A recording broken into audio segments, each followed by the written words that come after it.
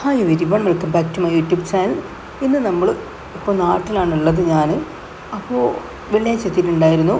അങ്ങനെ നാട്ടിൽ ശനിയാഴ്ച എവിടെയും പോയില്ല. അപ്പോൾ രാത്രിയായപ്പോൾ എൻ്റെ ബ്രദർ വന്നപ്പോൾ ബ്രദറോട് പറഞ്ഞു, നമുക്കൊന്ന് ഇവിടെ ഒരു പുതിയ റെസ്റ്റോറൻറ്റ് വന്നിട്ടുണ്ടല്ലോ, അവിടെ നിന്ന് പോയി വെക്കാറുണ്ട്. അങ്ങനെ ഞാനും എൻ്റെ ബ്രദറും കൂടിയാണ് പോയത്.